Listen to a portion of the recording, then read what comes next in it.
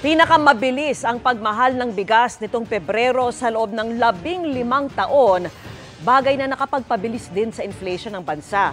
Sabi ng Agriculture Department, magmumura na po ang bigas pero sabi po ng NEDA, posibleng magmamahal ang pagkain dahil sa epekto ng El Nino. At nakatutok si Bernadette Reyes. Matapos ang ilang buwang pagbagal, muling nakaramdam ng pagbilis sa inflation rate o antas ng pagtaas ng presyo ng mga produkto at serbisyo sa bansa. Mula sa 2.8% noong Enero, pumalo na ito sa 3.4% nitong Pebrero.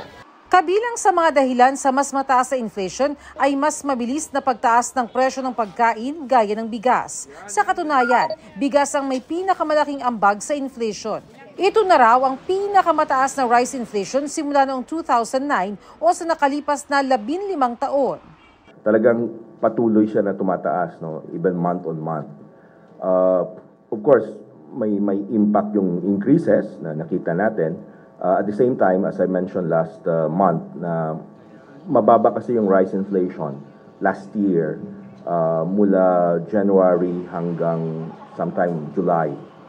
Assuming na no reduction in the price and the movement will continue, we should be expecting high rice inflation until July or August this year.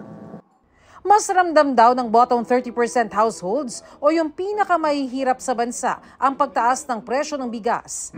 Ang magkakamag-anak nga na ito nagtutulungan para mairaos ang mataas na presyo ng bigas. Ambagan kami, magkakapatid, mga pamangkin. Kadalasan mga pamangkin.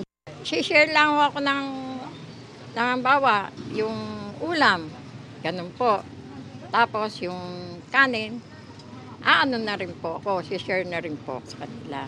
Tiwala naman ng Department of Agriculture, pababa na rin ang presyo ng bigas, lalo't kasagsagan na ng anihan ng bigas ngayong Marso hanggang Abril habang bumababa na rin ang presyo ng bigas sa world market.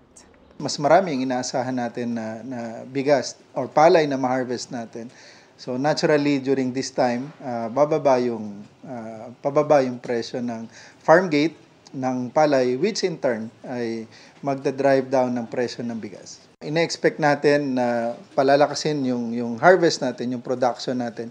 Gayunman, ang National Economic and Development Authority o NEDA nagbabala sa posibleng epekto sa inflation ng El Nino na maaari raw magpataas sa presyo ng pagkain. Para sa GMA Integrated News, Bernadette Reyes, nakatutok 24 oras.